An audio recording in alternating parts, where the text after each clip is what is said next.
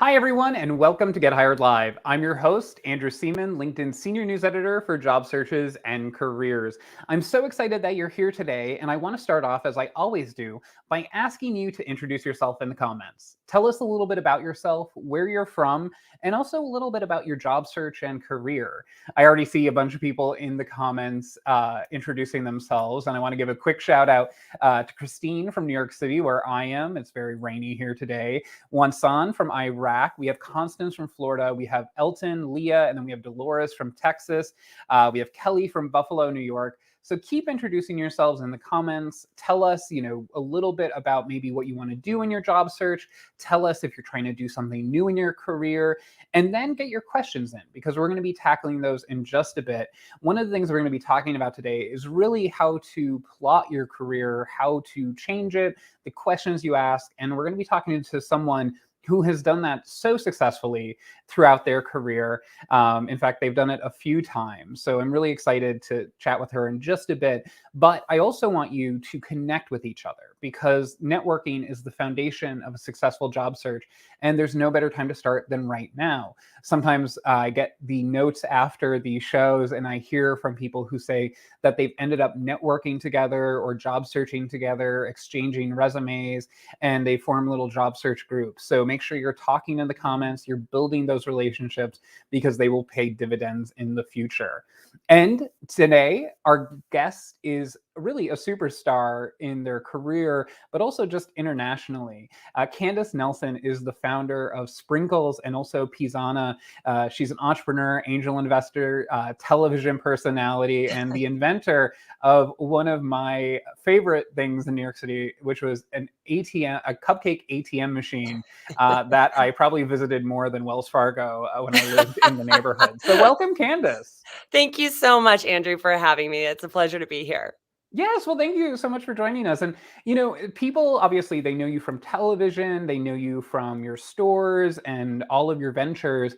But you didn't start out in really the culinary space at all, right? You actually went into finance early in Mhm. your career. And I was wondering if you could tell us really about what you did early in your career. Absolutely. I call it, I went from banking to baking. That's one way to sum it up. But right out of college, actually, I was recruited into an investment bank. And it was the height of the early .com, like that first .com boom. And so at the investment bank, I was working with tech companies, taking them public, doing mergers and acquisitions, and then ultimately ended up going to a .com. And then, of course, the .com bust of the early aughts happened, and I was left without a job, like so many people were. And one of the fun things about working in the sort of during this heady time of finance and companies going public was I was in San Francisco. I think I neglected to mention, but there were so many incredible closing dinners, right? And there was, great dinners that we could kind of go to on the company dime. And, it was just an incredible place for food and dining and hospitality. And so my love and my interest for food was really stoked during that time. So when I was left without a job, I thought, it's time to just pivot completely. I want to do something that I really love. And I decided to go to pastry school.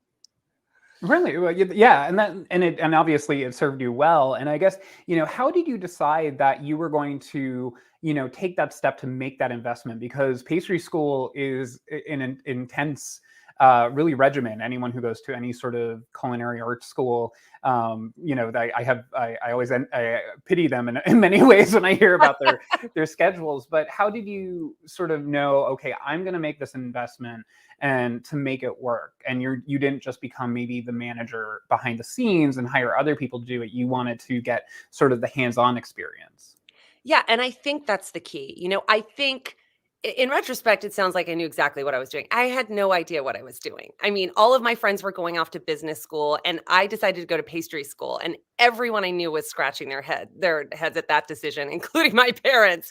So, what I wanted to do was really test my interest. And I think that is my advice for anyone looking to change careers or pivot in their career is really to somehow, stress test that idea. It could just be that you're kind of burnt out on your job, but it's really not that you need a total change.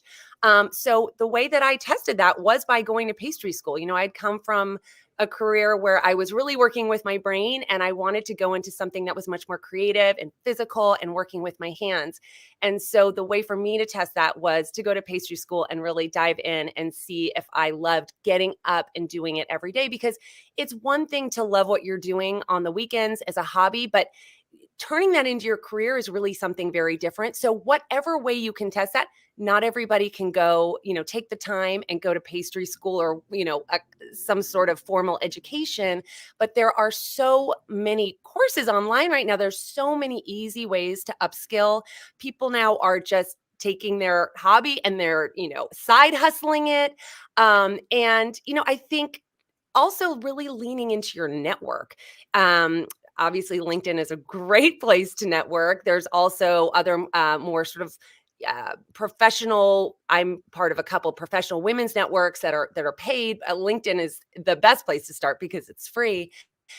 And reach out to people in the industry that you want to get involved in and find out if it really is what you think it is. You don't want to be idealizing what you want to go into. You want to really know, like, what is this work on a day-to-day basis? And you mentioned some of the attributes of baking that you really enjoyed and you wanted to make that switch. What Mhm. was it that made you say, okay, I'm going to make the investment into this field? Did you have a family connection? Did Oh, what yes. made you decide that you wanted to say, okay, this is the route I'm going in? Because I think a lot of people, they struggle to make that commitment. Of course. Well, I had grown up baking my whole life. It was really the way that I connected with my mom. My great grandmother had been a restaurateur, but my dad was a lawyer, and so it wasn't that I knew anyone. I hadn't met my great grandmother. I just had heard stories of her. So it wasn't like there was anyone really in my sphere in my life growing up that was professionally involved in food. It really was just a hobby. It was pleasure. It was something I did to connect with my mom in the kitchen, and I loved it. And it filled me up. And so it's funny because when you're kind of thinking about what you want to do and what you were meant to do, a lot of counselors will tell you to think back to what you like to do as a kid. And really, there are a lot of answers in that. What do you love to do on the weekends? What did you love to do as a child? And so it really ended up being true. I love to bake brownies, chocolate chip cookies, and that ultimately ended up being a great career choice for me as well. Yeah, definitely, and obviously, and another thing I wanted to ask you about is how did you make the choice to say, not only do I want to go into this industry, but I want to be an entrepreneur and I want to be the boss? Because a lot of people, they may not, it takes a lot of courage to change careers, but it takes even more courage to say, I'm actually going to become a leader here.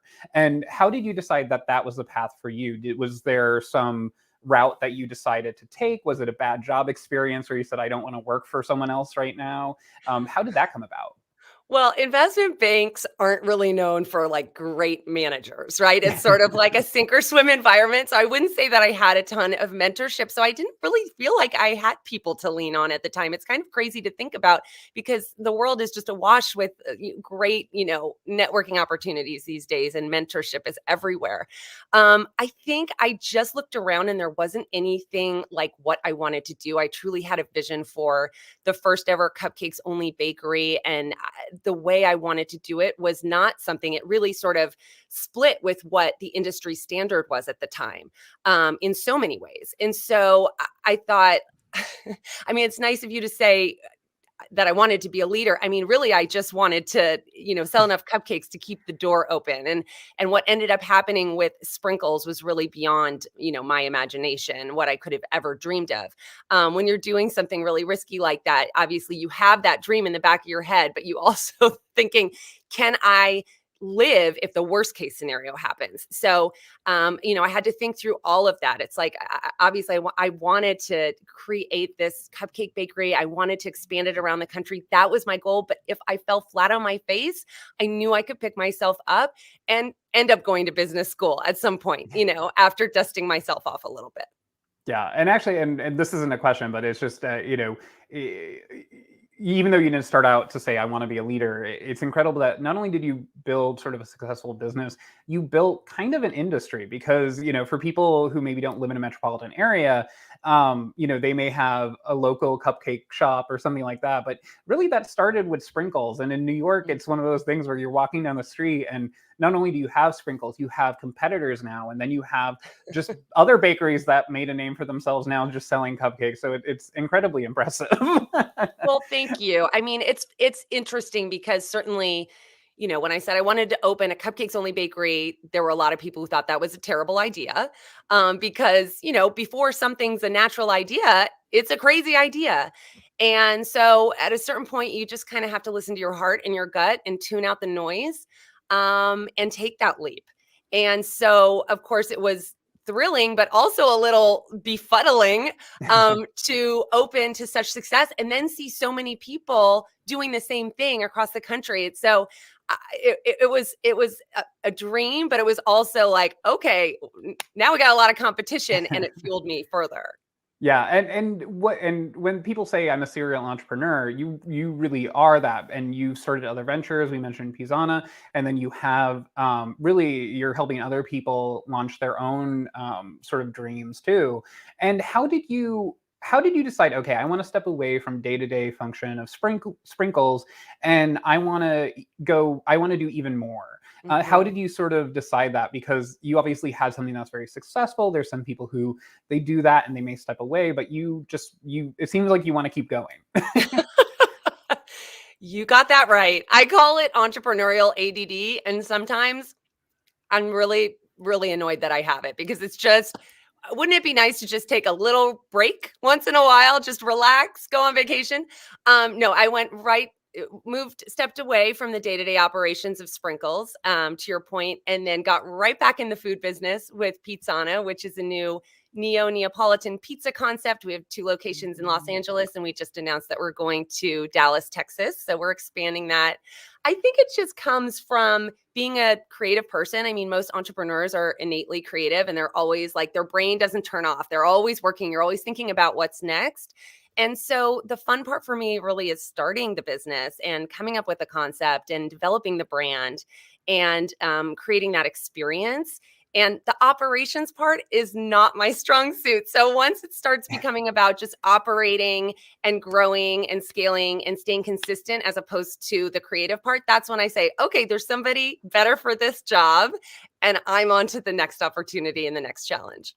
Yeah, and a question that I have too is now that because obviously you decided, okay, I want to go into baking, and then I want to build this business, or I want to sort of follow my dreams. But now that you're actually sort of saying, okay, I want to do more now. How do Mhm. you decide what to pursue? Because I think a lot of people, they end up having these dreams and they say, I want to follow my passion, but like you said, there is that reality part of it where you say, okay, I do need to pay bills, I need to keep the door open, Mhm. things like that. So how do you sort of balance, okay, this seems interesting with this seems actually very promising? That's a great question, and I think one of that what I was sort of referring to in my entrepreneurial ADD and how it can be troublesome sometimes is that, if you really want to go after your goals, you do have to stay focused. And as much as there may be interesting opportunities that come your way, and as soon as you have some sort of success, a lot of opportunities tend to come your way, and it's flattering, and everything sounds really fun, and you want to do it all, but you really do have to stay focused. And there's a lot of ways to do that in your business, and there's a lot of ways to do that personally. But just in terms of writing down those goals and making yourself accountable by checking back on them. In a business, we track our KPIs, our key performance indicators. And so we're always measuring these metrics that are basically saying, are you working towards your goals or are you not? And so that's how we kind of keep on it. And if you're not working towards them, guess what? It's fine. You just course correct. So it's staying focused and staying accountable, and also realizing that it's never too late to just iterate or pivot. But in terms of, making great decisions, I think it's, part of it is analytical and part of it is a gut check. And then also just wrapping your head around, what is the worst case scenario here? Can I jump off this cliff and still be fine at the end of the day? But there are so many ways around that. People are side hustling their passions. They are, getting taking courses, they're upskilling in various ways, and they're really taking the sort of steps to do it in a smart way, in a more, risk mitigating way. Yeah. And obviously, you're an investor too. So you're playing the role of also saying like, I want to be part of your dream and I Right. want to, help you achieve that. And how do you, for people who say, listen, I want to launch my own project or I am thinking of pursuing something different, what is the advice you give people who say, okay, I want to pivot into something, because I'm sure you give lots of guidance to people who sort of want to follow in your footsteps. Oh, sure. Yes. And it is, I mean, there are so many startups that are being founded right now. It's a really, really exciting time to be an investor. It's a really, really exciting time to be a startup founder. And, for me, it's all about the founder. It's all about the people. I mean, and the market, right? You want to make sure that you're addressing a market that's growing. You want to make sure you're addressing a need that exists, or maybe creating something that nobody even knew they needed. And then, it's all about how much I believe in that founder's vision, their passion, and their resilience, because sometimes the initial idea doesn't quite work out and it needs to be pivoted. And the right founder can really make any business work. Yeah, that makes complete sense, and it sort of that passion behind it. And I think a lot of times the best founders sometimes they create the business and then they sort of say, okay, I'm going to hand this off to someone like you said who can do the operations of it and keep Mhm, this alive. mhm, And then the last question that I have before we get to member questions. So, and I hope everyone out there is getting their questions in. The last question I have is that when you decide, okay, I want to go create a business. So maybe someone they want to pivot into baking or they want to mhm, pivot, into some other industry, but then they say, I want to take that extra step to really create my own business or be my own boss. mhm. What is sort of, do you think, the equation or questions they should ask themselves before making that additional leap? Is should they sort of try it out and maybe get a job in that industry first before sort of saying, okay, I'm going to double down and create my own business? Mhm. Should they just go for it? What's your suggestions there? I mean, I never worked in an actual bakery, so I'll be very honest about that. However, there were plenty of times during Sprinkle's early days that I thought, "Why didn't I work in a bakery? This would have been so much easier." The learning curve would have been a lot less steep. So certainly if you can dip your toe into the industry in a, a legitimate way, you should do it. I did, however, have a mentor, and I think a mentor is so, so important. One of my friends in Los Angeles's mom had a small bakery and her name was Karen and she was amazing, and I would go by um every week and she would feed me chocolate chip cookies and we would just talk about how do you schedule, how do you staff, how do you price, and she just walked me through it. And I think one of the great things about, starting a career in this day and age is that mentorship is a very living thing, living and breathing, and people want to give back. That wasn't always the case when I was coming up. And, I have a lot of people reach out to me on LinkedIn, through my DMs and ask for mentorship. And I found, a couple of relationships that way. So I say, don't be shy. There are people out there who want to help and people out there who want to mentor, and let them know that you admire them and that you would love their help and guidance. It's very flattering, and you might not get a response every time, but you will quite more often than you think. That's great. And, and I want to make sure that we're leaving time for people's questions in the comments. So make sure that you're getting your questions in. And Candace, you have so many fans in the stream. Tracy says, I love sprinkles. And then Thank you. Rachel said she wants to follow a similar path. She's looking to transition out of big corporate and follow her baking passion, just like you. And, I want to start with this one question from Prasanna, which I think is, it goes back to the beginning of all this, which is when you're talking to someone and they're telling you maybe they're at a crossroads, what are the signs that maybe they should look to change their job or their career and, not stay in on the current path they're on? I think it's sort of a feeling. It was a feeling I had where I felt like I was pushing a ball up a hill, and once I started doing what I love doing, it just felt easy. It was like, oh, I didn't realize, it could feel this easy. I haven't been doing anything that I loved. I've been doing what I feel like I should do. And so I think it really is sort of it has to be a soul searching moment and a personal moment for you. And I hate to make it sound so, woo woo, but it really has to be something that you feel in your heart. The other thing I would say for people, you know, in particular who are wanting to, leave their jobs and go into baking, try to test the market in a small way. I didn't mention this before. I did take a leap, but I also, while I was building and creating sprinkles, I was selling cupcakes out of my West Hollywood apartment.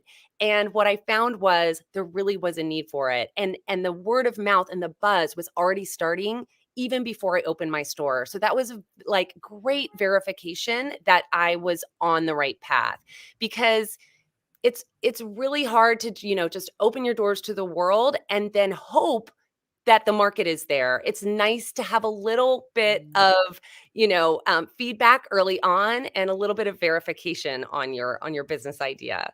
Yeah, no, that's a really great point. And also, I assume that this is just a quick follow up is that I think a lot of people, when they hear success stories, they think it's sort of like a snap of your finger and it just happens.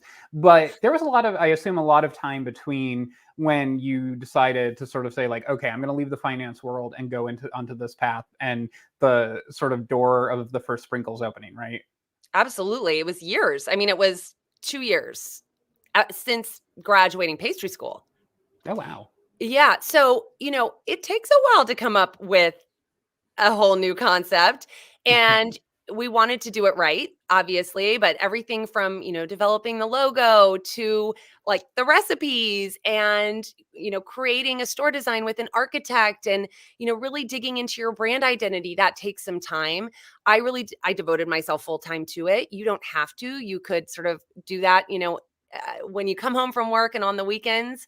But obviously I was at a crossroads, and so it was sort of an opportunity that came to me and I took it. But it doesn't have to look like that.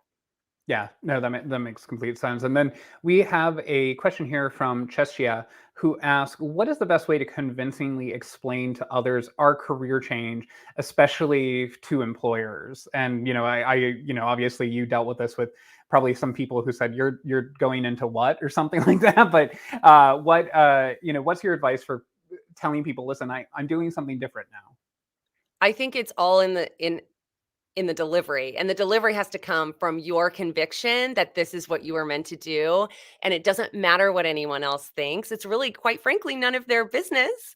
They can only really be happy for you if you're happy for yourself. And I sort of understood the question to be also, if you're looking for a job and you are changing fields, how do you convince employers who are hiring to Hmm. hire? I don't know if I was misunderstanding that. But as an employer too, I think, again, it comes down to the passion thing. I will absolutely take an interview with someone who has no, relevant experience if they say, "I love what you do. I love this industry." I they As long as you do your homework and you know what the company is about, what they're doing, come in with ideas. I think every employer is going to be open to that. I mean, I'm not speaking for, coders or anything like that. But it's a tight market right now. People are really desperate for good people, and passion takes someone a really, really long way. Passion and doing your homework. Yeah, definitely. And you mentioned mentors earlier, and we have a question from Ravi about maybe people that you didn't really want to be a mentor offering to mentor you. But how do you pick your mentors and decide like this is who I'm going to go to for advice or help, and sort of pick and choose who those people are? Well, my goodness, it sounds like you're turning away mentors. I'm so happy for you. That's an amazing Robbie is position to very be in. popular. No, but for sure, in any, I mean, certainly as a business owner, you get a lot of, and I just saw a funny meme about this the other day, but you get a lot of unsolicited advice. And some of it you got to stay open to opportunity. And obviously, I work in retail and hospitality, so I love hearing everyone's feedback. But you don't have to take it all. And not everyone knows your business and what you're doing as well as you do. However, if there is someone in your field who has been there, done that, and can really show you the ropes and help you avoid some mistakes, do it. Do it. But yes, no, if you don't think that they're going to be helpful for you, I would just say thank you so much. I'm really busy right now, working on my career pivot, but I will check back in when I have, some questions that we could talk about. Yeah, no, I think that's a good way to go. And we have a lot of people asking also about making changes when you're older. And I assume maybe you run into this maybe with some of the companies you've invested in or when you give advice to people.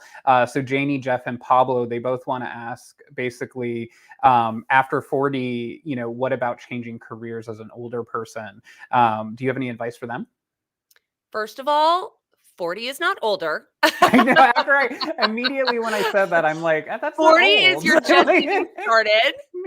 And I'll take this from an investor standpoint, actually. I love investing in second time founders. I love investing in people who have some experience, who've eaten a little humble pie potentially, people who are realistic and are going to get the job done, and they're not just sort of thinking they want to do something, but not necessarily always based in reality. I love the idea. And I think right now the world is really turning to this untapped workforce of women. Specifically, I'll speak to women who may have been at home raising their children, and then all of a sudden they're empty nesting, or their kids are driving to school and they don't have as much hands-on things to do, and they have so much to give.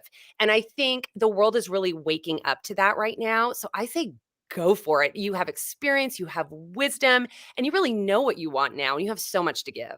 Yeah, and actually, I just looked a lot into what are called returnships for people who are coming back into their careers after maybe a little break or Mhm. raising children. And huge companies like Amazon and IBM, they're creating these programs because they realize that people who maybe be in their 40s, 50s, they've worked before, they know what they want, and they are incredible employees. So, everything you said is completely true, and companies really are waking up to that.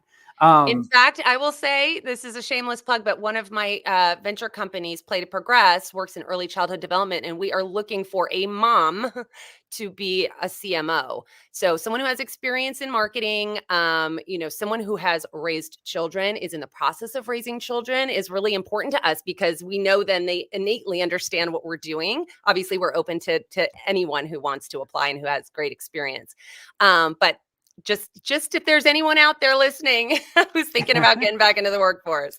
Yeah, definitely. I've seen a few people mention marketing in their comments, so I think you might have Great. some applicants there. And I think this is a great question to end on from Bridget, who says, "What was the hardest part about your transition? Any advice you would give to yourself when deciding to make your career change again?" So maybe right after you decided, "Hey, I'm going to pursue baking." If is there something you wish you could go back to and say, "Hey, by the way, this is going to be really tough, or you should do this." Well, I was young and excited to get started and be my own boss. And I would have taken the extra step, I think, to really work in a bakery. It would have helped me immensely in terms of starting and, setting up my own bakery. And there would have just been a less steep learning curve. Now, having said that, I think there's a lot of value to coming into a new industry with sort of an outsider's perspective, right? So there were a lot of things that I did at Sprinkles that I brought with, like, that I took with me from the tech world, or I took with me from the finance world, in terms of mindset and in terms of operations and how we were doing things, that were really unique. So definitely, love having that outsider's perspective and pulling ideas from other industries. But it's also great to dig into that experience and get a little experience if you can before you go in. And again, it can be through mentorship, it can be through courses, it can be through just doing a lot of informational interviewing, but definitely knowing what you're getting yourself into can only help you. And then the other thing I would say in terms of, what was really hard about changing my careers is that I was starting over, and I was still young, but I had this trajectory. I was in these very high paying jobs. I was already like taking vacations and, not having to worry about money in any stressful way. And all of a sudden I was definitely having to worry about those things. And nothing was for certain. And there were no vacations and there were no fancy dinners anymore. So, sort of watching my friends continue on that trajectory and then me having to kind of start over. Obviously, there was a lot of sacrifice there, but the sacrifice reward balance is real. Yeah. And it sounds like, and well, as someone who has patroned sprinkles, it obviously worked out. So Yes, it's very good. I very fortunate that it did work out. It's been a really fun ride, but it doesn't always work out the first time. And I have to say, you learn so much more from your mistakes than you do from your successes. And now that I have my hands in a bunch of different businesses that haven't just taken off like rocket ships, I'm really learning the lessons this time around. And so I think, anytime you're in an industry or that you don't love, you're learning something, right? You're learning something about yourself. You're learning what you don't want to do as opposed to what you do want to do. Anytime you start a venture and it fails, think of all the lessons that you've learned. And I love second time founders. To my point earlier, I love people who've learned their lessons the first time around and they're just super committed and they're going to be X smart about it the next time around. So that applies to anything. Take your lessons, take your bumps and take your lessons and move on. Yeah, no, definitely. And Candace, it's been so wonderful chatting with you. And I hope Such a everyone, pleasure. yeah, I hope everyone follows you on LinkedIn because you're so active there. Thank And you. obviously, and we're going to be flashing your information across the bottom of the screen. And yeah, thank you so much for joining us. I know everyone watching got so much out of this. Thanks for joining, everybody. Thank you, Andrew. Of course, yes. And thank you for joining us. And, I will be off for the next few weeks, but don't worry because the LinkedIn news page has a bunch of fantastic programming that we constantly have going on the page. And on Monday, my colleague Jordan Dahl is speaking with Cal Penn about his career trajectory going from Hollywood to the White House. You won't want to miss this. That's on Monday at 3 p.m. Eastern Time. And Cal Penn has a great new book that just came out. So you could read it this weekend in anticipation of the show, but you could show up on Monday at 3 p.m. Eastern Time to ask Cal Penn a little bit about his career trajectory and sort of going back to Hollywood and doing some politics in between. And actually not just some politics, he was at the White House. So be sure to tune into that. And don't forget to take care of yourselves. We still have a pandemic going on. You could only get hired. You could only be a good candidate if you're safe and well enough to do so. So until next time, best of luck.